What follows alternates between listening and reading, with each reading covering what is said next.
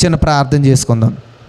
మహోన్నతుడైన దేవ మహాగణుడ, ఎక్కడిద్దరు ముగ్గురు నా నామమును కూడి ఉంటారో అక్కడ నేను వారి మధ్య ఉంటానని సెలవిచ్చిన నీవు, మీ నామమును కూడిన మా మధ్య ఉన్న దేవ మీకు స్తుతులు. ఇంతవరకు మీరు మా మధ్య ఉండి నడిపించుకున్న విధానమును బట్టి మీకు స్తుతులు. కొద్ది నిమిషాలు మీ యొక్క వాక్యం ద్వారా మీరే మా అందరితో మాట్లాడి ప్రభువా, మీరే మా అందరిని బలపరచమని వాక్యమైన యేసు నామమున అడుగుచున్నాము తండ్రి, ఆమేన్. అందరికీ మరణాతండి. ప్రభు యొక్క మహాకృపను బట్టి మరొక ఆదివారం ప్రభు సన్నిధిలో ఏకీభవించడానికి దేవుడు మనకు ఎంతగానో కృప చూపించిన వారై ఉన్నారు. ఇక్కడ చదువుకున్న వాక్య భాగంలో అపోస్తలుల కార్యములు 17వ అధ్యాయము 1వ వచనము నుండి 9వ వచనము వరకు మీరు చూస్తే, అపోస్తలుల కార్యములు 17వ అధ్యాయము 1వ వచనం నుండి 9వ వచనం వరకు మీరందరూ కూడా గమనించినట్లయితే, ఇక్కడ ఉన్న చరిత్రలో మీరందరూ కూడా చూస్తే చూడండి, 17వ అధ్యాయము 2వ వచనము చూస్తే, గనుక పౌలు తన వాడుక చొప్పున సమాజపు వారి యొద్దకు వెళ్ళి క్రీస్తు శ్రమపడి మృతులలో నుండి లేచుట ఆవశ్యకమనియు, నేను మీకు ప్రచురము చేయు యేసే క్రీస్తు అయి ఉన్నాడనియు లేఖనములలో నుండి దుష్టాంతములను ఎత్తి విప్పి చెప్పుచు వారితో 3 విశ్రాంతి దినములు తరికించుచుండెను. సరే, ఇక్కడ చదువుకున్న వాక్య భాగంలో మీరు చూస్తే అపోస్తలుడైన పౌలు గారు తెస్సలోనిక పట్టణానికి వచ్చారు. ఎక్కడికి వచ్చారండి? తెస్సలోనిక పట్టణానికి వచ్చారు. పౌలు గారు అంటే మీరు అందరూ ఎరిగిన వారే, గొప్ప సువార్థికుడు, దేవుని యొక్క సేవ బహుబలంగా చేసిన వ్యక్తి. దేవుని కొరకు అతడు ఏమనుకున్నాడంటే, నా మట్టుకు బ్రతుకుట క్రీస్తు, చావైతే లాభము అనుకున్నాడు. అంటే తన బ్రతుకైనా క్రీస్తు కోసమే, చావైనా క్రీస్తు కోసమే అన్నట్టుగా తాను జీవించాడు.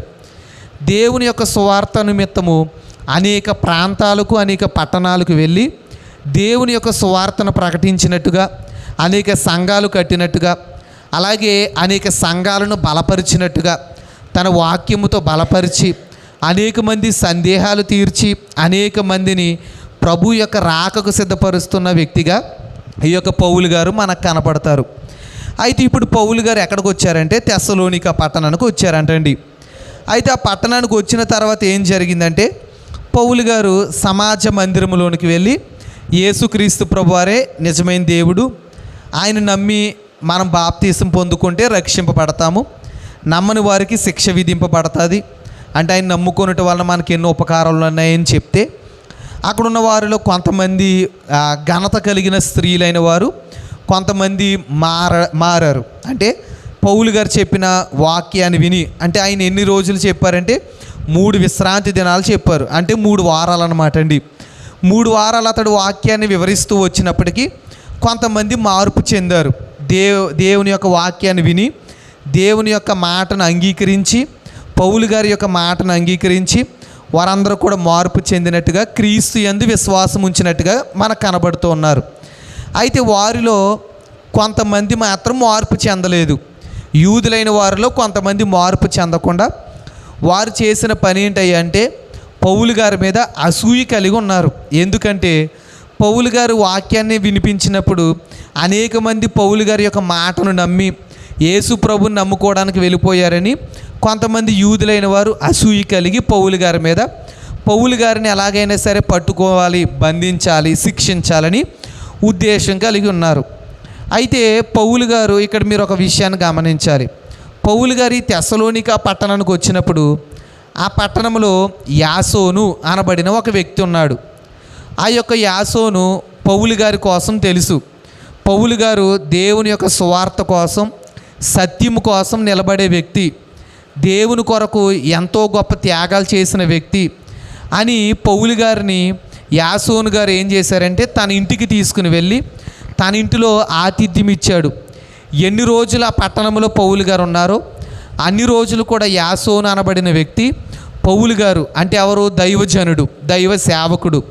అతన్ని తన ఇంటికి తీసుకుని వెళ్ళి ఆతిథ్యం ఇచ్చినట్టుగా మనం అందరం చూడగలుగుతున్నాం. అయితే ఇప్పుడు ఈ పౌలు గారు ఎవరి ఇంటిలో ఉన్నాడండి? యాసోని ఇంటిలో ఉన్నాడు. అయితే విశ్రాంతి దినం వచ్చినప్పుడు సమాజ మందిరంలోనికి వెళ్ళి వాక్యాన్ని బోధించినప్పుడు కొంతమంది మార్పు చెందారు, కొంతమంది ఏమో పౌలు గారి మీద అసూయ కలిగి అలాగైనా బంధించాలని చూశారు. అయితే బంధించాలని చూసినప్పుడు పౌలు గారిని పట్టుకోవడానికి వీళ్ళు ఏం చేశారంటే కొంతమంది పని పాటులు లేని కొంతమందిని ఏర్పాటు చేసుకుని పట్టణమంతా అల్లరి సృష్టించి పౌలు గారు ఎవరి ఇంట ఉన్నాడు అని తెలుసుకున్నారు. ఎవరింట ఉన్నాడండి? యాసోని ఇంట ఉన్నారు. అందుచేత యాసోని ఇంటికి వెళ్ళి యాసోని ఇంటిని ధ్వంసం చేసి ఇంటి లోపలికి వెళ్ళి చూస్తే పౌలు గారు లేరు. అప్పుడు యాసోన్ని పట్టుకుని ఈడ్చుకుని వెళ్ళిపోతారు. ఎందుచేతంటే పౌలు గారికి నీవెందుకు ఆతిథ్యం ఇచ్చావు, పౌలు గారిని ఇంటిలో ఎందుకు ఉండనిచ్చావని ఎవరిని తీసుకుని వెళ్ళిపోయారు? పౌలు గారి మీద కోపంతో వచ్చారు. పౌలు గారు ఎప్పుడైతే కనబడలేదో యాసోనుని ఈడ్చుకుని తీసుకుని వెళ్ళిపోయారు. ఎంతో హింసలు పెట్టినట్టుగా కూడా మనందరము చూడగలుగుతున్నాం. ఈరోజు నేను చెప్పబోయే చరిత్ర ఇదేనమాట అండి. ఇప్పుడు మనం చదువుకున్న వాక్య భాగంలో అపోస్తల కార్యములు 17వ అధ్యాయం 1వ వచనం నుండి 9వ వచనం వరకు ఉన్న చరిత్ర ఇదే. ఈరోజు ఈ చరిత్రలో నుండి కొన్ని విషయాలు మనందరము కూడా నేర్చుకుందాం. పౌలు గారు తెస్సలోనిక పట్టణానికి వెళ్ళారు. అక్కడ ఎవరింట ఉన్నారండి? యాసోని ఇంట ఉన్నారు. అతడు వాక్యాన్ని వివరించడానికి వెళ్ళినప్పుడు కొంతమంది మార్పు చెందారు. మార్పు చెందలేని కొంతమంది యూదులైన వారు అసూయ కలిగి పౌలు గారిని పట్టుకోవడానికి వచ్చినప్పుడు యాసోని ఇంట ఉన్నాడని తెలుసుకుని యాసోని ఇంటిని ధ్వంసం చేసి యాసోని ఎన్నో హింసలు పెట్టినట్టుగా మనం చూడగలుగుతున్నాం. ఇదే ఈరోజు నేను చెప్పబోయే చరిత్ర. సరే, ఈ యొక్క చరిత్రలో నుండి కొన్ని విషయాలు ఈరోజు మనందరం కూడా నేర్చుకుందాం. ఏంటి ఆ విషయాలు అని మనం ఆలోచన చేస్తే చూడండి, అపోస్తల కార్యములు 17వ అధ్యాయము 2వ వచనం. 17వ అధ్యాయము 2వ వచనం చూడండి. గనుక పౌలు తన వాడుక చొప్పున సమాజపు వారి యొద్దకు వెళ్ళి. సరే, ఇక్కడ మీరు అందరూ కూడా గమనించండి. పౌలు గారు వాడుక చొప్పున ఎక్కడికి వెళ్ళారంటండి? సమాజ మందిరములోనికి వెళ్ళి యేసుక్రీస్తు ప్రభువారిని గూర్చిన విషయాలు తెలియపరుస్తున్నాడు. అంటే పౌలు గారికి ఉన్న వాడుక ఏంటంటే అనేక మందికి క్రీస్తును గూర్చిన విషయాలు తెలియపరచడము పౌలు గారికి ఉన్న వాడుక. ఈరోజు వాక్యం వింటున్న వారలారా, మీరు మీ వాడుక చొప్పున ప్రతిరోజు ఉదయాన్నే లేవగానే బ్రష్ చేసుకుంటారు, స్నానం చేస్తారు, టిఫిన్ చేస్తారు. రోజు మీ వాడుక చొప్పున మీ పనులన్నీ కూడా మీరు చేస్తారు. అలాగునే వాడుక చొప్పున పౌలు గారు ఏం చేస్తున్నారంట? దేవుని యొక్క వాక్యాన్ని బోధిస్తున్నారు, క్రీస్తు సువార్తను ప్రకటిస్తున్నారు. ఈరోజు వాక్యం వింటున్న వారలారా, మీ వాడుక చొప్పున మీరు ప్రతిరోజు ప్రార్థన చేసుకుంటున్నారా?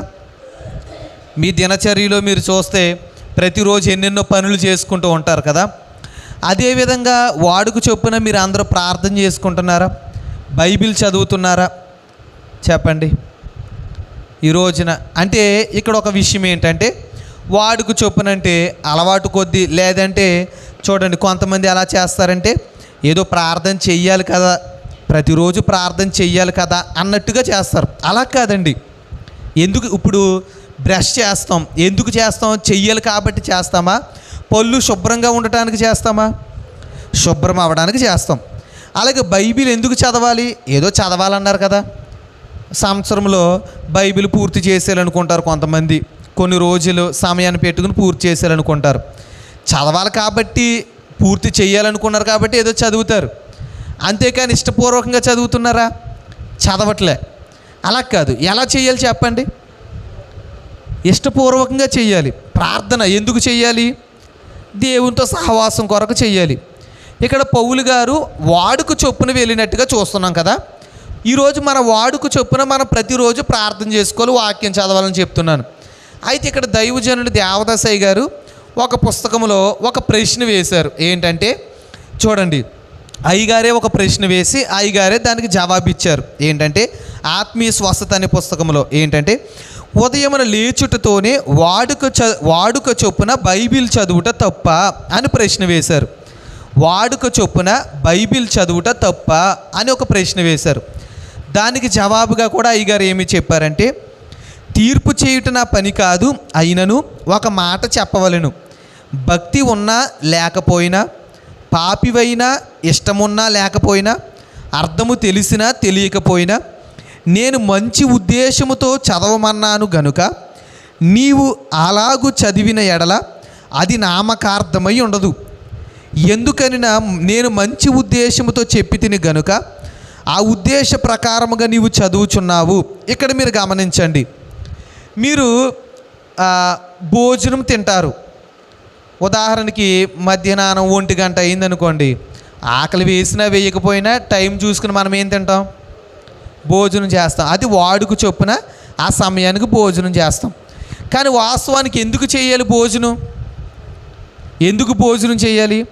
మనకు బలం కోసం భోజనం చేయాలి, మనకు ఆరోగ్యం కోసం భోజనం చేయాలి. అదే చెప్తున్నారు అయ్యగారు. ఏంటంటే, మీరు మంచి మనసుతో వాక్యాన్ని చదివినా, మంచి మనసుతో ప్రార్థన చేసినా అది తప్పు అవుద్దా? తప్పు అవ్వదు. మంచి మనసుతో, మంచి ఉద్దేశముతో మీరు ప్రార్థన చేసుకుని ప్రతిరోజు వాక్యాన్ని చదివితే అది తప్పు అవ్వదు. అందుకే వాడుక చొప్పున ప్రతిరోజు మీరేం చెయ్యాలి? అందుకే చూడండి ఒకసారి లూకాసు వార్త 4వ అధ్యాయం 16వ వచనం చూడండి. లూకాసు వార్త 4వ అధ్యాయము 16వ వచనాన్ని ఒకసారి చూడండి. 4వ అధ్యాయం 16వ వచనం. తరువాత ఆయన తాను పెరిగిన నజరేతునకు వచ్చెను. తన వాడుక చొప్పున, చూసారా, తన వాడుక చొప్పున విశ్రాంతి దినమందు సమాజ మందిరంలోనికి వెళ్ళి చదువుటకే నిలుచుండగా. ఇక్కడ మీరు అందరూ కూడా గమనించండి. యేసుక్రీస్తు ప్రభువారు తన వాడుక చొప్పున ఎక్కడికి వెళ్ళారు? సమాజ మందిరంలోనికి వెళ్ళి బైబిల్ని చదువుతున్నారంటండి. అంటే వాక్యాన్ని చదువుతున్నారంట తన వాడుక చొప్పున. ఏ ఉద్దేశముతో? ఇప్పుడు ప్రార్థన చేస్తాం, దేవునితో సహవాసం కొరకు చేస్తాం, వాక్యాన్ని చదువుతాం. ఎందుకు? నన్ను క్రమపరుస్తుంది, వాక్యం ఎలా నడవాలో నాకు తెలియపరుస్తుంది, వాక్యం నాకు బుద్ధినిస్తుంది, జ్ఞానమునిస్తుంది అనే ఉద్దేశంతో చదువుతాం. అది తప్పు కాదు. అందుకే మనం రోజు చేసే పనుల్లో ఏ పనిని అలవాటు చేసుకోవాలి? అందుకే చిన్నప్పుడు చాలామంది చెప్తూ ఉంటారు, మంచి పనులను అలవాటు చేసుకోండి అని. ఎవరికైనా స్నానం చేయడం అలవాటు లేకపోతే మీరు చెప్తారా లేదండి? చెప్పండి, ఏం చెప్తారు? స్నానం చేయడం అలవాటు చేసుకోరా, ఒళ్ళంతా శుభ్రం అవుద్ది, లేకపోతే శుభ్రం అవ్వదు అని చెప్తారు కదా. ఈరోజు మంచిని అలవాటు చేసుకోవడం, మంచి అలవాట్లని మనం సంపాదించుకోవడం తప్పు అంటారా, మంచి అంటారా? మంచే, అది చెడ్డేం కాదు. అయితే ఈరోజు వాక్యం వింటున్న వారలారా, ప్రతిరోజు అంటే మీరు లేవగానే ఎలాగైతే బ్రష్ చేసుకుంటారో, ఎలాగైతే మీరు శుభ్రం అవుతారో, అదేవిధంగా మీరు లేవగానే మంచము దిగగానే మొదట మోకాళ్ళుని ఏం చేయాలంటండి? ప్రార్థన చేయాలి. మీరు చేసే మంచి పనుల కంటే గొప్ప పని అదే. మంచం దిగ్గానే మొదట మనకు బద్ధకం వస్తుంది, బద్ధకం తీరదు. అయినా మీరు ఏం చేయాలి? అవసరమైతే వెళ్ళి ఫేస్ వాష్ చేసుకుని మరలా మనం మోకరించి ప్రార్థన చేసుకోవాలి లేవగానే. అందుకే దానియేలు గారు చూడండి, ఆయనకున్న మంచి అలవాటు ఏంటి? దేవుడితో ప్రతిరోజు సహవాసం చేయాలి. అందుకే తీసుకెళ్ళి సింహాల బోన్లో పెట్టేస్తామయ్యా నిన్నంటే అయినా ప్రార్థన ఆపాడండి. ప్రార్థన చేయకుండా అతని రోజు గడవదు. తీసుకుని వెళ్ళి సింహాల బోన్లో పెట్టేస్తామని చెప్పినా కూడా దానియేలు గారు ఏమీ ఆపలేదు, అతని పని అతను ఆపలేదు. చూసారా? ఈ రోజున మీరు గమనించండి, ఎప్పుడైనా బ్రష్ చేయకుండా టిఫిన్ చేశారా? ఎవరైనా చేయలేదు. ఈరోజు మనం కూడా అదే చేయాలి. వాకింగ్ చదవకుండా టిఫిన్ చేయకూడదండి. ఏం చేయకూడదు చెప్పండి? మీరు అందరూ ఒక తీర్మానం చేసుకోండి. ఖచ్చితంగా టిఫిన్ చేయాలంటే ముందు ఏం చదవాలి? వాకింగ్ చదవాలి. భోజనం చేయాలంటే ముందు ఏం చేసుకోవాలి? ప్రార్థన చేసుకోవాలి. అప్పుడే మనం ఇలాంటి ఈ అలవాట్లు మనం చేసుకోవడాన్ని బట్టి ఏమవుతుంది చెప్పండి? చక్కగా. అందుకే దైవజనులు ఒక మాట అన్నారు, పై ఆచారముల వలన మన భక్తి అభ్యాసం అవుద్ది అంటండి. అలాగే ఇక్కడ దైవజనులు ఒక మాట అన్నారు, ఏంటంటే ఇందాక చెప్పాను కదండి, వాడుకు చొప్పున బైబిల్ చదువుట తప్ప అనే ప్రశ్నకు అయ్యగారు జవాబు చెప్తూ ఇంకో మాట కూడా చెప్పారు.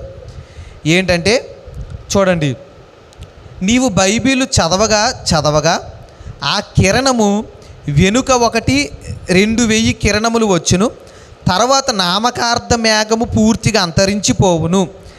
ఏలియా కర్మేలు కొండ మీద ప్రార్థన చేసినప్పుడు అరిచెయ్యంత మేఘము మాత్రము కనబడెను. అప్పుడు అతడు రాజును పంపివేయగా వారు పారిపోయారు. సరే, ఇక్కడ మీరు చూస్తే అయ్యగారు అంటున్న మాట ఏంటంటే, మీరు బైబిల్ చదవగా నామకార్థ మేఘం ఏమవుద్ది అంటండి? పూర్తిగా అంతరించిపోద్ది. ఒకవేళ మీరు నామకార్థంగా స్టార్ట్ చేసినా మీరు చదవగా ఏమవుద్ది? పూర్తిగా అంతరించిపోద్ది. వాస్తవానికి కొంతమంది చర్చిలకు వచ్చినప్పుడు స్టార్టింగ్లో నామకార్థంగా వచ్చేవారు కూడా ఉంటారు. ఏదో చూద్దాం, ఏదో చెప్తున్నారు కదా ఒకసారి వెళ్ళి చూద్దాం, లేదా క్రిస్మస్ పండగ అంటున్నారు ఏదో వెళ్ళి చూద్దాం ఒకసారి ఏంటో చూద్దాం అన్నట్టుగా వచ్చేవారు కూడా ఉంటారు. చూద్దామని వచ్చి అందులో ఉన్న లోతుని తెలుసుకుని వదిలిపెట్టగలరా? చూసారు, అదే అంటున్నారు అయ్యగారు, నామకార్థం అనే మేఘం ఏమవుద్దంట, అంతరించిపోద్ది. అలాగే మీరు బైబిల్ చదవగా మీ వాడుక చొప్పున ప్రార్థన చేసుకోగా నామకార్థము పోయి మీరు ఇంకా భక్తిలో నిలబడగలరు. అందుకే చూడండి, లోకా సువార్త 2వ అధ్యాయం 41వ వచనం చూడండి. లోకా సువార్త 2వ అధ్యాయం 41వ వచనం. పస్కా పండుగప్పుడు ఆయన తల్లిదండ్రులు ఏటేటా యెరూషలేమునకు, చూసారా, తల్లిదండ్రులైన వారు వీళ్ళు ఎక్కడికి వెళ్తున్నారంట, యెరూషలేముకి. ఎందుకంటే చూడండి, తర్వాత చదవండి. ఆయన 12 ఏండ్ల వాడై ఉన్నప్పుడు ఆ పండుగ ఆచరించుటకే, చూసారా, వాడుక చొప్పున ఎక్కడికి వెళ్తున్నారంటండి, యెరూషలేము వెళ్తున్నారంట. పస్కా పండుగ ఆచరించడానికి వారు యెరూషలేము వెళ్తున్నారంటండి, తమ వాడుక చొప్పున. అలాగే ఇంకో మాట ఉంటుంది, మార్కు సువార్త 10వ అధ్యాయం 1వ వచనం కూడా చూడండి. మార్కు సువార్త 10వ అధ్యాయము 1వ వచనం. మార్కు సువార్త 10వ అధ్యాయం 1వ వచనం. ఆయన అక్కడ నుండి లేచి యోదయ ప్రాంతములకును యోర్దాను అద్దరికి వచ్చును, జన సమూహములు తిరిగి ఆయన యొద్ద కూడి వచ్చిరి. ఆయన తన వాడుక చొప్పున వారికి మరలా, చూసారా, తన వాడుక చొప్పున యేసుక్రీస్తు ప్రభువారు మరలా ఏం చేస్తున్నారంట, బోధిస్తున్నారంట. ఈరోజు వాక్యం వింటున్న వారులారా, మీరు మీ వాడుక చొప్పున ప్రతి ఆదివారం వచ్చిందంటే మీకు ఏం గుర్తుకు రావాలి, ఆరాధన గుర్తుకు రావాలి, విశ్రాంతి దినం, దేవాలయానికి వెళ్ళాలి, ఇవి మనకు జ్ఞాపకం రావాలండి. చాలామందికి ఇవి మర్చిపోతూ ఉంటారు. మీ వాడుక చొప్పున ప్రతి ఆదివారం మీరు క్రమంగా పాటించండి. మీ వాడుక చొప్పున ప్రతిరోజు బైబిల్ చదవండి, ప్రార్థన చేసుకోండి, దేవునితో సహవాసం చేయండి, దేవుని గూర్చి ప్రకటించండి. ఇలాగును మీరు చేసినప్పుడు ఎంతో గొప్ప ఉన్నత స్థితిలో మీరు ఉంటారు. అయితే ఇక్కడ మీరు అందరూ కూడా గమనించినట్లయితే, ఇప్పుడు పౌలు గారు ఇక్కడ 3 వారాలు, ఇక్కడ ఇందాక చదివారు కదండి, అపోస్తల కార్యములు 17వ అధ్యాయంలో 3 వారాలు వాక్యాన్ని బోధిస్తూ ఉన్నప్పుడు తన వాడుక చొప్పున వాక్యాన్ని బోధిస్తున్నాడు. ఏంటి వాక్యం అంటే, అయ్యా యేసు ప్రభు గొప్పవాడయ్యా, యేసుక్రీస్తు ప్రభువారు గొప్ప అభిషక్తుడు, గొప్ప దేవుడని అందరికీ ప్రకటిస్తున్నారు. ప్రకటించినప్పటికీ 3 వారాలు ప్రకటించాడంటండి, 3 విశ్రాంతి దినములు ప్రకటించాడనే మాట ఇక్కడ చూశారు కదా. 3 వారాలు ప్రకటించినప్పటికీ కొంతమంది చూడండి, అక్కడ ఒక మాట ఉంటుంది, ఘనత కలిగిన స్త్రీలలో, చూడండి, ఆ ఘనత కలిగిన స్త్రీలు అనే దాని మీద ఒక అంకి ఉంటుంది. కింద ఫుట్ నోట్లు మీరు చూస్తే ఏమనుంది, ప్రముఖులగు, అంటే ప్రముఖులైన వారు 3 వారాలు వాక్యాన్ని బోధించినప్పటికి వారు ఏమయ్యారంట, మార్పు చెందారు. దేవుని యొక్క సువార్త చెప్పినప్పటికీ చూడండి, 1 వారం చెప్పినప్పటికి వారికి మార్పు రాలే, 2వ వారం చెప్పినప్పటికి రాలే, 3వ వారం చెప్పినప్పటికి వారిలోకి ఏమొచ్చింది, మార్పు వచ్చిందంట. 3 వారాలు పూర్తయినప్పటికీ వీరందరూ కూడా అంగీకరించారు, ఓహో యేసు ప్రభుని నమ్ముకుంటే ఎన్నో ఉపకారాలు ఉన్నాయన్నమాట, అలాగే రక్షణ ఉందన్నమాట, యేసు ప్రభుని నమ్ముకుంటే మోక్షం ఉందని వీరు విశ్వసించి అక్కడ పౌలు గారితో కలిసినట్టుగా, పౌలు గారు చెప్పిన ఆ యొక్క సువార్తను అంగీకరించినట్టుగా మీరు అందరూ కూడా చూడగలుగుతున్నారు కదండి. పౌలు గారు ఎన్ని మార్లు చెప్పాడు, 3 వారాలుగా చెప్పగా వీరికి ఏమొచ్చింది, మార్పు వచ్చింది. అందుకే పౌలు గారికి ఉన్న పని ఏంటయ్యా అంటే, కొరింథీయులకు రాసిన మొదటి పత్రిక 9వ అధ్యాయము 16వ వచనం ఒకసారి చూడండి. కొరింథీయులకు రాసిన మొదటి పత్రిక 9వ అధ్యాయం 16వ వచనం. 9వ అధ్యాయం 16. చూసారా, నేను సువార్తను ప్రకటించుచున్నను, నాకు అతిశయ కారణము లేదు, సువార్తను ప్రకటింపవలసిన భారము నా మీద. చూసారా, పౌలు గారు అంటున్నారు, సువార్త ప్రకటింపవలసిన భారము నా మీద మోపబడి ఉన్నది. ఆయన అలా భారాన్ని మోపబడి ఉన్నది కాబట్టి అతడు వెళ్ళి సువార్త చెప్పగా ప్రముఖులైన వారు, గొప్పవారు మారారా లేదండి, తెలుసుకున్నారా లేదా, తెలుసుకున్నారు. సరే, మీరు గమనించండి, పౌలు గారు అంటున్నారు, సువార్త ప్రకటింపవలసిన భారము నా మీద మోపబడి ఉన్నది.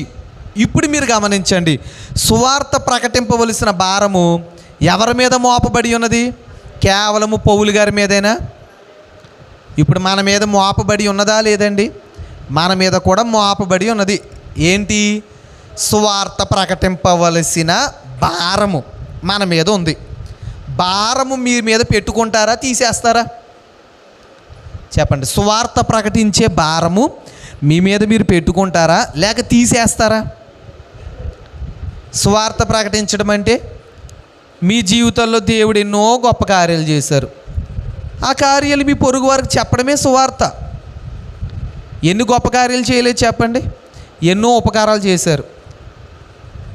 ఇన్నాళ్ళలో ఒకరికైనా మీరు చెప్పారా దేవుడు చేసిన కార్యాలు? మనం చెప్పేవారిగా ఉండాలి. అందుకే ఇక్కడ ఏమని ఉందంటే, తర్వాత చూడండి, అయ్యో నేను సువార్తను ప్రకటింపకపోయిన ఎడల నాకు శ్రమ. నేను ఒకవేళ సువార్తను ప్రకటించకపోతే ఈరోజు నాకు శ్రమ అంటున్నాడు పౌలు గారు. మీరు అనగలరండి అదే మాట? ఎవరైనా అనగలమా మనం? ప్రభువా, నేను సువార్తను ప్రకటించకపోతే నాకు శ్రమ తీసుకురా, నాకు శ్రమ పెట్టు అనగలమా? అనలే. కానీ పౌలు గారు అంటున్నారు, అతని యొక్క విశ్వాసం ఎంత గొప్పదో చూడండి. అలాగే ఏమంటున్నారు? 17వ వచనం చూడండి, ఇది నేను ఇష్టపడి చేసిన ఎడల నాకు జీతము దొరుకును. చూసారా? నేను ఇష్టపడి చేస్తే నాకు ఏం దొరికిద్దంట? పౌలు గారు అంటున్నారు, సువార్త చేయడం చాలా గొప్ప పని, గొప్ప ఉద్యోగం. ఆయన అంటున్నాడు, ఇది నేను ఇష్టపడి చేస్తే నాకు జీతం దొరికిద్ది. ఆయన ఇష్టం కొంతమంది చూడండి, మనం పండగలప్పుడు సువార్త చేస్తాం, చక్కగా ఊరంతా పాటలు పాడుకుంటూ తిరుగుతాం. కొంతమంది వస్తారు. ఎలా వస్తారు? ఇష్టపడి వస్తారు. నేను చెయ్యాలి, నేను కూడా పాస్టర్ గారితో పాటు సువార్తలో నేను పాలు పొందాలని వస్తారు. కొంతమంది రాకపోతే పాస్టర్ గారు ఏమనుకుంటారో అని మనసులో నొచ్చుకుంటూ వస్తారు. కొంతమంది అసలు కనబడరు. చూసారా? కాబట్టి ఈ రోజున వాక్యం వింటున్న వారలారా, పౌలు గారు అంటున్నారు, నేను ఇది ఇష్టపడి చేస్తే నాకు జీతం. ప్రభు పని ఎలా చేయాలి చెప్పండి? ఇష్టపడి చేయాలా? నొచ్చుకుంటూ చేయాలా? మనసులో సనుగుకుంటూ చేయాలా? ఇష్టపడి చేస్తే జీతం దొరికిద్దంట. ఈరోజు దేవుడిచ్చే జీతం గొప్పదంటారా, మనుషులు ఇచ్చే జీతం గొప్పదంటారా? మనుషులు జీతం ఇస్తారు, ఒక నెలకి 20,000 అనుకుందాం. 20,000 అలా అకౌంట్లో పడగానే రూమ్ రెంట్ కట్ అయిపోద్ది, గ్యాస్ కట్ అయిపోద్ది, కరెంటు బిల్లు కట్ అయిపోద్ది, పాలుకి కట్ అయిపోతాయి. ఇంకండి ఆ కిరాణా సామాన్లు, కాయగూరలు, మరల పిల్లలు ఏదైనా కొనమంటే, ఇంకా వాళ్ళ పుట్టినరోజు వచ్చిందంటే బట్టలని, అవని ఇవని. చూసారా? ఇంకెంత మిగిలిద్ది? అంతా ఖర్చు అయిపోయి మనుషులు ఇచ్చిన జీతం 2 రోజులు 3 రోజుల్లోనే. దేవుడిచ్చిన జీతం నిత్యం ఉంటుంది. చూసారా? దేవుడు ఎప్పుడు వెళ్ళినా, చూసారా, ఎప్పుడు వెళ్ళినా ప్రభు దగ్గర వేడుకుంటే ఏం చేస్తారు? అప్పులతో కూరుకుపోయానంటే ఆకాశము నుండి నూనెను కురిపించారా లేదండి? నూనెను కురిపించారు. కుండలన్నీ పట్టుకుందంట ఆమె. ఈ ఊరిలో ఉన్న అందరి దగ్గర నుండి పాత్రలు తెచ్చేసింది. కుండల నిండా నూనె పట్టుకున్న ప్రభు అంటున్నాడు, వీటిని అమ్ముకుని నీ అప్పులు తీర్చుకో. ప్రభు మీద ఆధారపడితే ప్రభు ఇచ్చే జీతం ఏం చేస్తా చెప్పండి? మనకు సమృద్ధే. ఇప్పుడు ఎంత జీతం వచ్చినా మనకు సరిపోదండి మనుషులు ఇచ్చేది. దేవుడిచ్చేది చూసారా? ఫర్ సపోజ్ మనుషులు ఇచ్చేది చేతులు పట్టామనుకోండి, చేతులు నిండిపోయి అంత డబ్బులు ఇచ్చేస్తారా? సూట్ కేసు పట్టుకెళ్ళిపోయాం, సూట్ కేసు నింపేసి అంత జీతం ఇచ్చేస్తారా? చెప్పండి. బ్యాగులు పట్టుకెళ్ళిపోయాం, సూట్ కేసు పట్టుకెళ్ళిపోయాం, నెల వచ్చింది కదా ఇప్పుడు నాకు జీతం పడిపోద్ది కదా నా అకౌంట్లో అని సూట్ కేసు పట్టుకెళ్ళామనుకోండి, జీతం సూట్ కేసులో ఎట్టేయండి అని. అది ఈ బ్యాగ్ పట్టుకెళ్ళామనుకో, ఈ బ్యాగులో ఎంతవరకు నిండుతాయి అంటారు? ఓ మూలకైనా వస్తుంది అంటారా? దేవుడిచ్చిన జీతం ఎలా ఉంది చెప్పండి ఆమెకు? అన్ని పాత్రలు అందరి ఇళ్ళ దగ్గరికి వెళ్ళి తెచ్చిందంటండి. మరలా ప్రభు అడుగుతున్నాడు, అన్నీ నిండిపోయిన తర్వాత ఇంకా ఏమైనా పాత్రలు ఉన్నాయమ్మా అని అడుగుతున్నాడు. ఈమె దగ్గర లేవు పాత్రలు. అప్పటికే ఇంట్లో పెట్టేసింది, ఊర్లో అందరి దగ్గర అరువు తెచ్చి పెట్టేసింది. ఇంకా ఉన్నాయా? ఇంకా నేను జీతం ఇస్తాను, ఇంకా నింపుతాను. ప్రభు ఇచ్చే జీతం చూడండి పూర్తి అవుతుందా? సారేపతి విధవరాలు ఇంటికి ఎవరు వెళ్ళారు? ఏలే గారు వెళ్ళారు. దేశం అంతా కరువు. ఆమె దగ్గర ఎంత ఉందండి? బుడ్డిలో కొంచెం నూనె, తొట్టిలో కొంచెం పిండి మాత్రమే ఉందంట. దేవుడిచ్చిన జీతం ఎంత గొప్పదో చూడండి. కరువు తీరే వరకు బుడ్డిలో ఉన్న నూనె తక్కువ కాలేదు, తొట్టిలో ఉన్న పిండి తక్కువ కాలేదు. సమృద్ధిగా ఆమె తన కుమారుడు కూడా సమృద్ధిగా తిన్నారంటండి. తక్కువైందా? తరిగిందండి? తరగలేదు. తరగని జీతం ఇస్తానంటుంటే మనం ఏ జీతం వెంబడి పరిగెడుతున్నాం చూసారా? మనుషులు ఇచ్చే జీతం వెంబడి పరిగెడుతున్నాం. దేవుడిచ్చే జీతాన్ని అసలు గుర్తించలేకపోతున్నాం. ఈ రోజున మీరు గమనించండి, దేవుని సన్నిధికి వచ్చారు, దేవుని పని చేశారు, దేవుడు ఖచ్చితంగా మీకు జీతం ఇస్తారా లేదా? వాక్యంలో ఒక మాట ఉంటుంది, ప్రభు కొరకు పని చేసిన వారికి అయ్యగారు అన్నారు కదా, ప్రభు బాకీ పడే దేవుడు కాదు, పనివాడు జీతానికి పాత్రుడని వాక్యంలో రాయబడి ఉంది కదా. మనం ఏ పని చేయకుండా జీతం వచ్చేయాలంటే వచ్చేస్తుందండి? రాదు. చూసారా? అందుకే వాక్యం వింటున్న వారలారా, పౌలు గారు అంటున్నారు, సువార్త ప్రకటించుటయే నాకు జీతం. నేను ఇష్టపడి చేస్తే జీతం. మీరు ఇష్టపడి చర్చికి రండి, ఇష్టపడి ప్రార్థన చేసుకోండి, ఇష్టంగా. ఇప్పుడు మీరు చర్చికి కష్టంగా వచ్చారా, ఇష్టంగా వచ్చారా? చెప్పండి.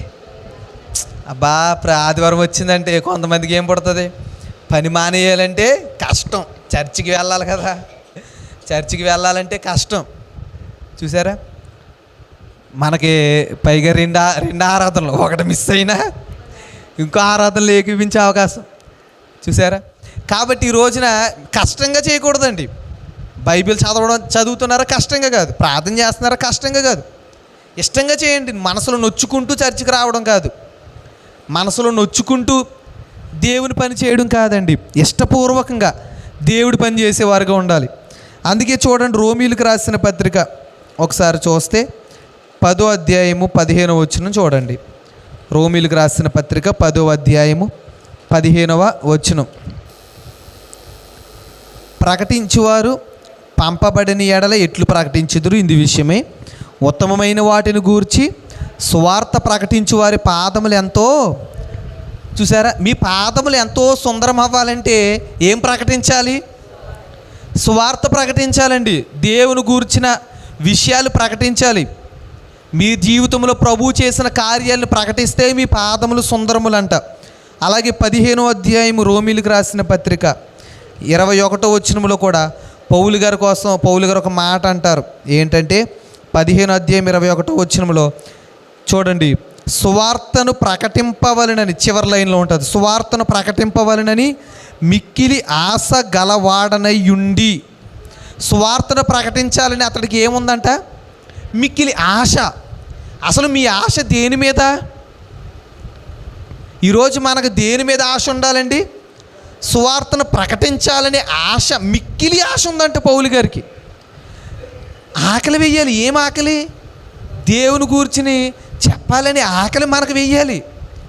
దేవుని యొక్క సువార్తను ప్రకటించాలని ఆకలి వెయ్యాలి. దేవుడు నా జీవితంలో చేసిన కార్యాన్ని నేను చెప్పాలని ఆకలి వెయ్యాలి. ఆ యొక్క ఆశ ఉండాలి. ఆశ ఉండట్లేదు చాలామందికి.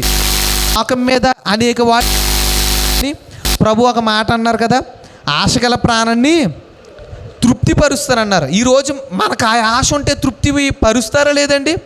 చూసారా? నేను దేవుని కోసం ఒక పాత్రగా నిలబడాలి అనే ఆశ మనందరికి ఉండాలన్నమాట. పౌలు గారికి ఆ ఆశ ఉంది కాబట్టి ఒక వారం కాదు 3 వారాలు ప్రకటించాడు. కొంతమంది మార్పు చెందారు. అయితే మార్పు చెందిన తర్వాత మీరు చూస్తే అధ్యాయములు ఉంటుంది, అపోస్తల కార్యములు 17వ అధ్యాయంలో యూదులైన వారంటండి పౌలు గారి మీద మత్సర పడ్డారని రాయబడి ఉంది. మత్సరం అంటే ఏంటంటే అసూయ. ఏం పడ్డారంటండి? అసూయ పడ్డారు. ఎందుచేత? పౌలు గారు ప్రసంగిస్తుంటే పౌలు గారు సువార్త చెప్పి వీరందరినీ క్రీస్తు వైపు నడిపిస్తున్నాడని వారందరికీ అసూయ కలిగింది. యేసు ప్రభు వారిని సిలువేయడానికి కారణం ఏంటి చెప్పండి? అసూయ. ప్రభువు మీద అసూయ కలిగి, ప్రభు ఎన్నో మేలులు చేస్తుంటే అసూయ కలిగి ప్రభుని సిలువేశారంట. అదేవిధంగా అసూయ కలిగి అంటండి, వీళ్ళు అసూయ కలిగి చేసిన పని ఏంటంటే, ఒకసారి చదవండి 17వ అధ్యాయంలో అపోస్తల కార్యములో. అయితే యూదులు మత్సరపడి, చూసారా, పని పాటులు లేక తిరుగు కొందరు దుష్టులను ఇక్కడ మీరు గమనించండి, పౌలు గారి మీద అసూయ కలిగి ఏం చేశారంట? పని లేని వారిని, పాటు లేని వారిని, తిరిగే వారిని ఏర్పాటు చేసుకుని అంటండి పౌలు గారిని ఈడ్చుకొచ్చేద్దాం రెండని సిద్ధపరుస్తున్నారంట. పట్టణం అంతా అల్లరి చేద్దాం. పౌలు గారి మీద వీళ్ళకి ఎంత అసూయ వచ్చిందో చూడండి. అసూయ వచ్చి పౌలు గారిని ఎలాగైనా పాడు చేయాలి, నాశనం చేసేయాలి, ఈడ్చుకుని వెళ్ళిపోవాలి, బంధించేయాలి, కొట్టేయాలి అనే ఉద్దేశంతో ఎవరిని ఏర్పాటు చేసుకున్నారంట? ఎవరిని ఏర్పాటు చేసుకున్నారు? పని పాటులు లేని వారిని ఏర్పాటు చేసుకున్నారంట. పని పాటులు లేని తిరుగు వారిని ఏర్పాటు చేసుకున్నారంట. ఎందుకు ఏర్పాటు చేసుకున్నారు? వీరిని ఏర్పాటు చేసిన తర్వాత వీళ్ళు ఏం చేస్తున్నారు? వీళ్ళు ఎవరిని పట్టుకోవాలండి? పౌలు గారిని పట్టుకోవడానికి వెళ్ళాలి. కానీ వీళ్ళు ఏం చేస్తున్నారు? ముందు పట్టణమంతా అల్లరి రేపుతున్నారంట. పట్టణమంతా అల్లరి రేపుతున్నారు. ఎవరైనా రోడ్డు మీద కనబడితే కొడుతున్నారు. పట్టణమంతా కూడా చెల్లాచెదురు చేసేస్తున్నారు. ఎక్కడైనా వాహనం కనబడితే పగల కొట్టేస్తున్నారు. ఇష్టానుసారంగా ప్రవర్తిస్తున్నారు. అదే వీళ్ళు ఏదైనా యూదులైన వారండి ఒక రౌడీని తీసుకుని వెళ్ళి పలానా పౌలుని తీసుకురమ్మంటే తీసుకొస్తారు. ఆ పౌలు గారిని తీసుకొచ్చేస్తారు. వీళ్ళు ఎవరికి అప్పచెప్పారు? పని పాటులు లేని వారికి అప్పచెప్పారు. వీళ్ళు ఏం చేస్తున్నారు? అల్లర్లు కూడా పుట్టిస్తున్నారు. చెప్పిన పనే కాకుండా ఇంకా ఏం చేస్తున్నారు? పట్టణమంతా అల్లర్లు పుట్టిస్తున్నారంట. ఎందుచేత అంటే వీళ్ళకి ఏం లేదు, పని లేదు, పాటు లేదు. ఇంక వీళ్ళ పని ఏంటంటే తిరగడమే వీళ్ళ పని. చూసారా? అందుకే వాక్యం ఎప్పుడు కూడా మనం ఏం కలిగి ఉండాలంటే, వాక్యం చెప్తుంది కదా, శ్రద్ధగా పని చేయవాడు ఏలుబడి చేస్తారంటండి. నేను క్రైస్తవుని కదా, నేను పని చేయకపోయినా పర్లేదు అనుకోవడానికి లేదు. క్రైస్తవుడు కాకపోయినా పని చేస్తే వారు చక్కగా వృద్ధిలోనికి వస్తారు. నేను క్రైస్తవుని కదా అంటే వారికి రక్షణ ఉండకపోవచ్చు, కానీ వారు చేసిన పనికి ఏం పొందుకుంటారు? ఫలం పొందుకుంటారు. ఈరోజు క్రైస్తవుని కదా, నేను పని చేయకుండా కూర్చుంటాను, ఇంట్లో మంచం మీద కూర్చుంటాను, ఏ పని చేయనంటే ప్రభు జీతం ఇస్తారా? ఇవ్వరండి. చూసారా? పని పాటులు లేని వారిని ఏర్పాటు చేసుకున్నారు. వీళ్ళు ఏం చేస్తున్నారు చూసారు కదా, అల్లర్లు పుట్టిస్తున్నారు. అందుకే వీళ్ళ కోసం ఒక మాట ఉంటుంది. సామెతల గ్రంథములు చూడండి 16వ అధ్యాయం 27వ వచనం చూడండి. సామెతల గ్రంథము 16వ అధ్యాయం 27వ వచనం. పనికి మాలిన వాడు కీడును త్రవ్వి, చూసారా? పనికి మాలిన వాడి యొక్క పని ఏంటి? కీడును త్రవ్వి పైకి, అంటే అందరూ కీడు చేయడం ఇతని పని. ఎవరు కీడు చేద్దామా అని చూస్తారు. అలా నడిచి వెళ్ళే వారిని హేళన చేస్తారు. వాళ్ళు పని చేయరు. పని చేసేవారిని ఏం చేస్తారు? హేళన చేస్తారు. ఇలాంటి పని చేస్తున్నావా నువ్వు? ఈ పని చేస్తావా అని చాలా చులకనగా చూస్తారు, తక్కువగా చూస్తారు. లేనిపోని మాటలు మాట్లాడుకుంటూ ఉంటారు. ఎందుకు? వీళ్ళు ఖాళీ పని లేదు కదా, అందుకే ఏం చేస్తున్నారు? పని చేసేవారిని వంకలు పెడుతున్నారు. చూసారా? అందుకే ఏమనుంది, వీళ్ళు ఏం చేస్తారంటే కీడుని తవ్వి పైకెత్తుతారంట. అంటే కీడును పుట్టిస్తారు. కీడు చేస్తూ ఉంటారు. అందరికీ ఇంట్లో కీడు చేస్తారు, తల్లిదండ్రులు కీడు చేస్తారు, బిడ్డలకు కీడు చేస్తారు, భార్యకి కీడు చేస్తారు. చూసారా? బంధువులకి, స్నేహితులకి, సమాజం అందరికి కీడు చేయడమే వీళ్ళ పని. ఏమీ లేదు, అదే వీళ్ళ పని. చూసారా? అందుకే పని లేకుండా ఉండకూడదు అంటండి. మనకు దేవుడు పని అప్పగించారా లేదా? ఆదివారం వచ్చిందంటే మన పని ఏంటి? ప్రభువుని ఆరాధించుట మన పని. ఈ పని చేయకుండా ఎంతమంది ఉంటున్నారు బద్దకించి ఇంటి దగ్గర? చెప్పండి. ఈ పని దేవుడిచ్చాక కూడా చాలామంది పనికి వస్తున్నారా? ఆరాధించే పనికి వస్తున్నారా? ఆరాధించడానికి వస్తున్నారండి. పనివాడు జీతానికి పాత్రుడు అంటే మరి ఎందుకు వస్తుంది జీతం? పని చేయకుండా జీతం ఎందుకు వస్తుంది? పని చెయ్యం, దేవుని ఆరాధించే పని చెయ్యం, స్తుతించే పని చెయ్యం, దేవుని సరిగ్గా మహిమపరచం, దేవుని గణపరచం, చర్చికి వచ్చి పాటలు పాడం. కానీ ఏం చేస్తాం? ఏం కావాలనుకుంటాం? నాకు జీతం కావాలనుకుంటాం. ఇది న్యాయమా? జీతం వస్తుందా? కోరుకోనుట అయినా న్యాయం అంటారా? ఏదైనా ఒక పనికి వెళ్ళామనుకోండి, అక్కడ పని చేయకుండా జీతాన్ని తీసుకోవడం న్యాయం అంటారా? న్యాయం కాదు. పని చేసి తీసుకోవాలి జీతం. దేవుడు మరి మనకి ఆదివారం వచ్చిందంటే ప్రభుని ఆరాధించే పని అప్పగించాడు. మనం ఉంటే జీతం ఎలా వస్తుంది అంటారు? చూసారా, మనం కూడా పని లేకుండా పని పాటు అంటే బద్ధకం, పని చేయడానికి బద్ధకం, పనున్నా పనికి వెళ్ళడానికి బద్ధకంతో ఎక్కడ ఉంటాం? ఇంట్లోనే కూర్చొని ఉండొచ్చు, తిరుగుతూ ఉండొచ్చు. చూసారా, ఇలా ఉంటే నష్టపోతామండి. మనం చాలా నష్టపోతాం. అవసరమైతే ఖాళీ సమయంలో మనం చక్కగా బైబిల్ చదువుకోవచ్చు, ప్రార్థన చేసుకోవచ్చు, మీ పనులు మీరు ఎన్నో ఇంటి పనులు చక్కబెట్టవచ్చు. చూసారా, ఒక రోజున మా అమ్మ ఏళ్ళ సభలకు వెళ్ళినప్పుడు ఆ సమయంలో ఇంకెక్కడ ప్రార్థనలు పెట్టరు కదా, నాకు ఇంటి దగ్గర ఉండి ఖాళీగా ఉండి చిరాకు వచ్చేసి ఓ రోజు ఇల్లంతా సర్దేశాను. మా అమ్మగారు వచ్చి ఎవరు సర్దారు నేను సర్దానంటే నమ్మట్లేదు వాళ్ళు, ఎవరో వచ్చి సర్దారు అనుకుంటున్నారు. చూసారా, కాబట్టి ఈ రోజున మనం గమనించాలి. అలాగే ఇంకో మాట చూడండి, కీర్తనల గ్రంథము 26వ కీర్తన 4వ వచనం. కీర్తనల గ్రంథం 26వ కీర్తన 4వ వచనం. 26వ కీర్తన 4వ వచనం. పనికి మాలిన వారితో నేను సాంగత్యం చేయను. చూసారా, పని పాటు అంటే అసలు ఏ పని చేయకుండా కావాలని పని చేసే సత్తు ఉన్నా, పని చేసే శక్తి ఉన్నా కూడా కొంతమంది చూడండి, పని చేసే ఓపిక లేకపోయినా వాళ్ళు ఏం చేస్తారు? పని చేస్తారు. పాపం శరీరం సహకరించకపోయినా, నిజంగా కొంతమంది సహకరించకపోయినా పనులు చేస్తారు. కొంతమంది అన్నీ బాగున్నా ఏం చేయరు. దావీదు గారు అంటున్నారు, నేను అలాంటి వారితో సాంగత్యము చేయను. నేను అలా అయిపోతాను కదా. లోకంలో సామెత ఏంటండి? కొన్ని దినాలు సహవాసం చేస్తే వీరు వారు అవుతారని సామెత ఉంటుంది. అందుకే దావీదు గారు అంటున్నారు, నేను అలాంటి వారితో సాంగత్యము చేయను. క్రైస్తవుడే చర్చికి రావడం బద్ధకమండి. వారితో సాంగత్యం చేస్తే మీరేమవుతారు? వాళ్ళు అంటారు, వెళ్దాంలే ఇంకా టైం ఉంది కదా, ఇంకా ముగింపు సమయానికి వెళ్దాంలే అంటే మనం ఏం చేస్తాం? మనం ఆగిపోతాం. చూసారా, మన పని మనం కరెక్ట్గా సక్రమంగా మన పని మనం చేసుకెళ్ళిపోవాలండి. లోకంలో అయినా మీరు ఏ పని చేస్తున్నారో ఆ పనిలో ముందుకు వెళ్ళిపోవాలి, న్యాయంగా చేయాలి. దేవుడు అప్పగించిన పని అయినా మనం ఎలా చేయాలి చెప్పండి? యథార్థంగా న్యాయంగా చేయవలసిన వారమై ఉన్నాం. చూసారా, ఈ పని మనం చెయ్యాలి. ఈ పని దేవుడు అప్పగించాడు కదా. ఇందాక పౌలు గారు చదివారు, ఈ భారము ఈ పని నేను చెయ్యకపోతే నాకు శ్రమ అంటున్నాడు కదా పౌలు గారు. ఈరోజు ప్రభు అప్పగించిన పనిని మనం చేయవలసిన వారమై ఉన్నాం. చూసారా, మనం కాకపోతే ఎవరు చేస్తారు? మీ ఇంటి పనిని మీరు చెయ్యాలి, మీ బిడ్డలు చెయ్యాలి. బయటలో చేస్తారండి? చేయరు. అలాగే ఈ ఇంటి పనిని, ఈ ఇల్లు అంటే ఎవరిది? ప్రభుది. ప్రభు బిడ్డలమై ఉన్న మనది. అంటే ఎవరు చెయ్యాలి?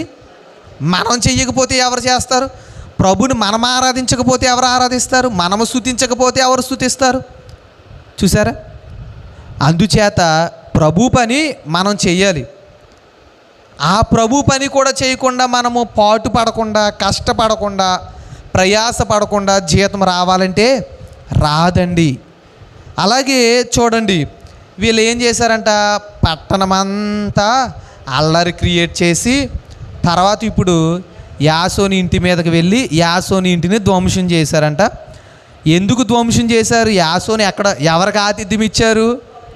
పౌలు గారికి ఆతిథ్యం ఇచ్చినందుకు ధ్వంసం చేసి ఇంటిలోనికి వెళ్ళి చూస్తే పౌలు గారు లేరు. అందుచేత యాసోన్ని ఈడ్చుకుని వెళ్ళిపోయారంటండి, కొట్టుకుంటూ తీసుకుని వెళ్ళారు. ఎంతో బాధ. సరే, ఇక్కడ మీరు గమనించండి, యాసోను ఎవరికి ఆతిథ్యం ఇచ్చాడు చెప్పండి? ఎవరికి ఆతిథ్యం ఇచ్చాడు? పౌలు గారికి ఆతిథ్యం ఇచ్చాడు. పౌలు గారికి వ్యతిరేకత వస్తుందని తెలిసినప్పటికీ కూడా పౌలు గారికి ఆతిథ్యం ఇచ్చాడండి యాసోను.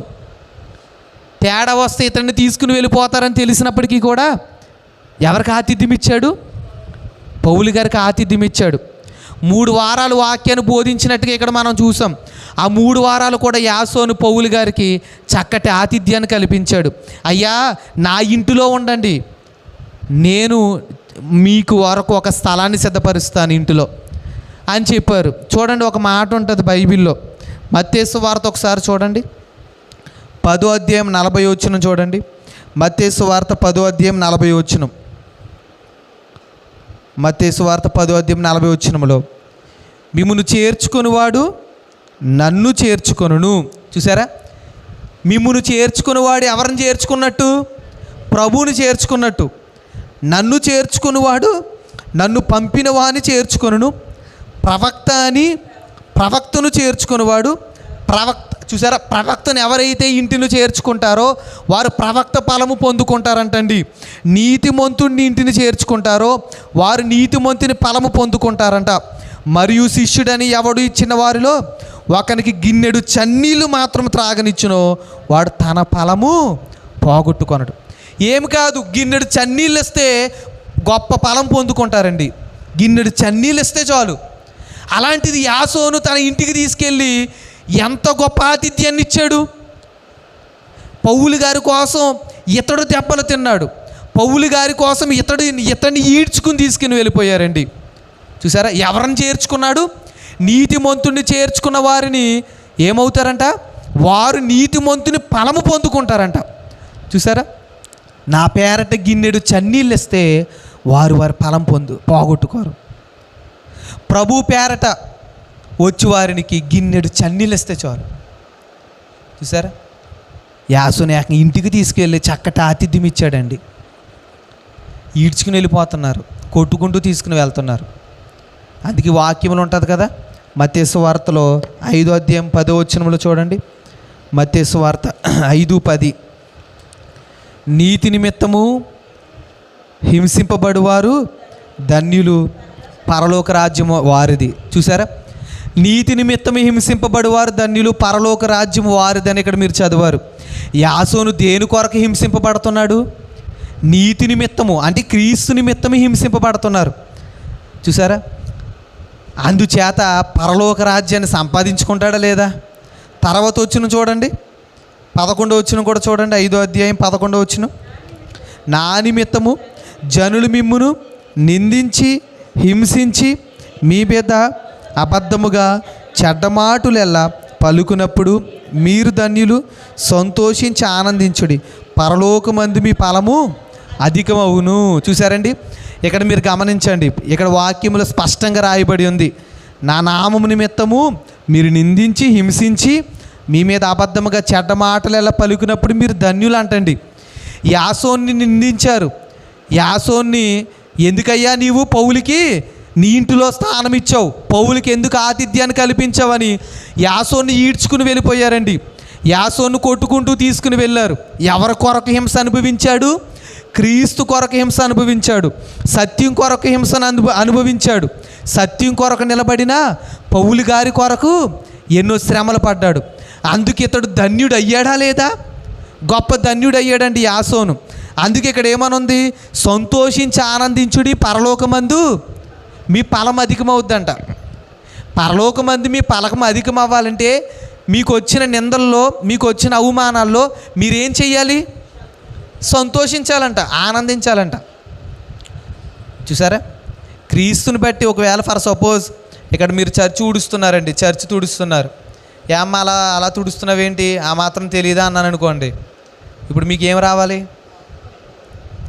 చెప్పండి? కోపం రావాలి. ఒకవేళ కానీ మీకు కోపం రాకుండా మీరు ఉన్నట్లయితే మీ ఫలం ఏమవుద్ది చెప్పండి? సర్లే నా మంచిగా అన్నారనో, లేదంటే సర్లే అని ఊరుకున్నారనుకోండి, మీ ఫలం అధికమవుద్ది. ఒకవేళ మీరు కోపడి తిట్టేశారనుకోండి, అక్కడ ఫలం ఇంకా అధికం అవ్వదు. మిమ్మల్ని అన్నది మీరు అనేసారు, ఇంకా అయిపోయింది అంతే. మీ ఫలం అధికం అవ్వాలంటే మీరు ఏం చేయాలి? ఇక్కడ సహించుకోవాలి, ఓర్చుకోవాలి. చూసారు, యాసోను అదే చేశాడు. కాబట్టి ఈరోజు వాక్యం వింటున్న వారలారా, యాసోను వలె మీరందరూ ఏం చేయాలి? సహించుకోవాలి. చూసారు, అతడు ఎంత గొప్ప ఆతిథ్యాన్ని కల్పించారో. ఈరోజు మన మధ్యకు వచ్చిన యేసు ప్రభు వారికి మనం కూడా ఏం కల్పించాలి? ఆతిథ్యం కల్పించాలి. ఏంటి ఆతిథ్యం అంటే, మనం ఏం పెట్టాలండి ప్రభువుకి? ఇప్పుడు మన రావులపాలెంలో ఏంటి ఫేమస్? కుండ బిర్యానీ ఫేమస్. అది తెచ్చి పెడితే ప్రభుకి ఆతిథ్యం ఇచ్చిన వారమా? ఒక మంచి చూడండి, ఇప్పుడు మంచి మంచాలు వచ్చేసాయి. లాటెక్స్ పరుపులు అంటున్నారు, మ్యాట్రెస్ అంటున్నారు, ఏయో వేల కొద్ది రేట్లు. వాటి మంచం తెచ్చి, మంచి కుండ బిర్యానీ తెచ్చి, మంచి థమ్సప్ బాటిల్ తెచ్చి, ప్రభా చూడు నీకోసం ఎన్ని సిద్ధం చేశాను, వచ్చి అవి తిని విశ్రాంతి తీసుకో అంటే ప్రభు పొందుకుంటారా? ఆ ఆతిథ్యం కావాలండి ప్రభుకి? అది కాదు. ప్రభుకి ఇవ్వాల్సిన ఆతిథ్యం ఏంటి? మనస్ఫూర్తిగా హృదయానుసారంగా ప్రభుని ఆరాధిస్తాం చూసారా, అదే ప్రభుకి మనం ఇచ్చే ఆతిథ్యం. ప్రభుని హృదయపూర్వకంగా ఘనపరుస్తాం చూసారా, అదే ప్రభుకి మనం కల్పించే ఆతిథ్యం. ప్రభువుకి మనం పెట్టే ఆహారం ఏంటండి? ప్రభువు దగ్గర కన్నీరు కార్చి ప్రార్థన చేస్తాం, ప్రభు జవాబు కొరకు వేచి చూస్తాం చూసారా, అదే ప్రభువుకి మనం కల్పించే ఆతిథ్యం, ప్రభువుకి మనం పెట్టే ఆహారం చూసారా. అవి కాకుండా ఫోటో దగ్గరికి యేసు ప్రభు ఫోటో దగ్గరికి ఒక బిర్యానీ ప్లేట్ తెచ్చి పెట్టేసామనుకోండి, భోజనం ప్లేట్ తెచ్చి పెట్టేస్తే ఆయన వచ్చి తినేస్తారా? ఫోటోలో నుండి వచ్చి తినరు. దానివల్ల ఏ ఉపకారం లేదు. మన హృదయపూర్వకంగా దేవుని స్తుతించండి, అది ప్రభువుకు పెట్టిన భోజనం, అది ప్రభువుకి మీరు కల్పించిన ఆతిథ్యం. యాసోను ఆతిథ్యం ఇచ్చినప్పుడు కష్టం వచ్చినా, కష్టం వస్తుందని తెలిసినా ఆపలేదు.